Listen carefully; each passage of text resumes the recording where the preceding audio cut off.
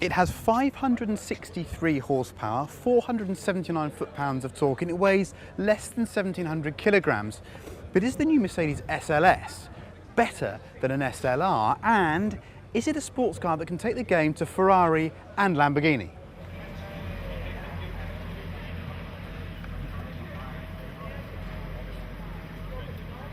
This is quite a lineup. Look at this. Carbon effect. It's a carbon wrap, isn't it, basically? It does look like it. Yeah, they just covered it. Zoom in there a bit, Harry. Okay. Okay, look, I'll hold this. It's all right. It's all right, mate. We'll do this together, don't worry. Look at that in there. See that weave? That's beautiful, isn't it? That is beautiful. So we've got one, two, three, four, six SLSs. There's even a matte. Can you see that there's a matte effect? E63 there. Matte finish in grey. Lovely, isn't it? Very nice. And this looks like a bit of a sort of nasty setup, but the reality is this is the first time they've rolled out old Nico into the public. That's a big German bloke's back, actually, but you can see there's a bit of a scrum.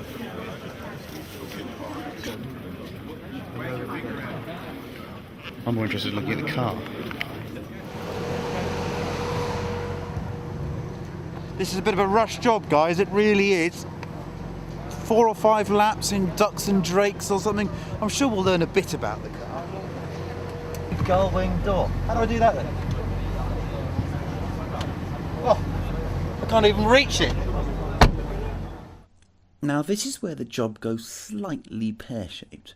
Mercedes wanted us to use their in-car camera and then supply us with the footage, which seemed like a good idea until they handed over the video files supposedly for EVO. You might find what appears next quite amusing. Yes, they confused me with another hairy, tubby, vaguely Middle Eastern looking chap and lost my pieces to camera. Still, let's watch my alter ego tippy-toeing his way around the Abu Dhabi F1 track, and I can still tell you about this fine machine from the comfort of my sofa.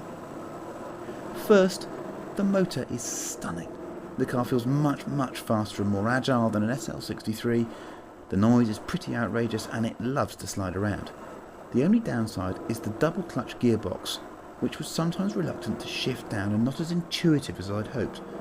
But enough from me. Mercedes sent me some other files, most of which prove that you should treat every camera like a live camera. Here's a budding German Clarkson giving us his impressions of the SLS.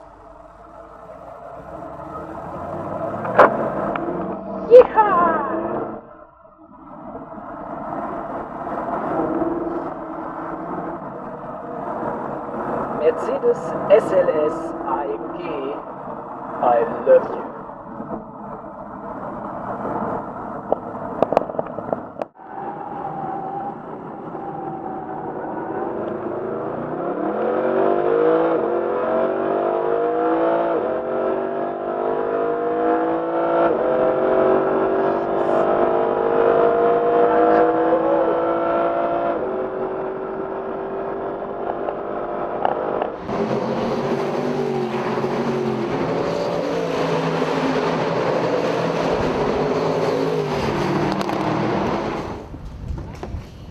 So we did a few skids and I have to say it's got lovely balance, got inherent balance, a totally different type of supercar really, everyday usable, fantastic visibility, you're upright, it's not intimidating, it's just got immensely usable performance, very appealing, quite different to your 458s and your GT3s. I want to spend some time on the road in it actually, I think it might be a real surprise package.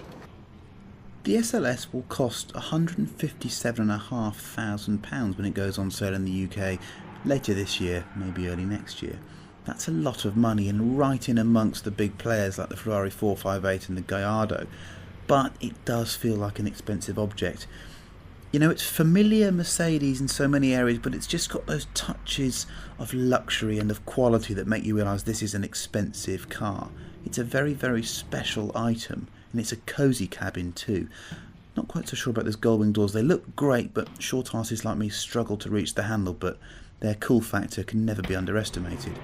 powertrain is stunning. 563 horsepower from the 6.2 litre V8, 479 foot-pounds of torque, carbon ceramic discs, and of course that 7-speed DSG gearbox, which I didn't think was all that impressive, but it'll be good to try it on the road.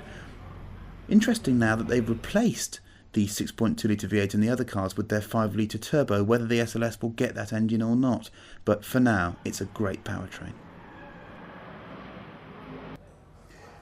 Now, the SLS is ostensibly a road car, so we need to drive it on the road to really come to a concrete judgment. But as you know, Henry loved it in the magazine, and I have to say, driving around this track, even though it's not very bumpy, this is a very special car indeed. You feel that weight distribution, 53% to the rear, remember, with the transaxle gearbox. It just feels very well balanced. It feels like the mass is low in the car. The powertrain is sensationally exciting, but it feels everyday usable. I like the fact that I've got lots of vision. I like the fact that I'm not intimidated. I like the fact that it feels like an ordinary Merc where I want it to feel ordinary, but it feels very special where I want it to feel special. I love the fact that I can't quite reach the door handle because I'm not tall enough. I think this is going to be an absolute hit, this car. 150 coming to the UK. Delivery's not quite sure when, maybe end of the year. Apparently they're all sold. I can see why.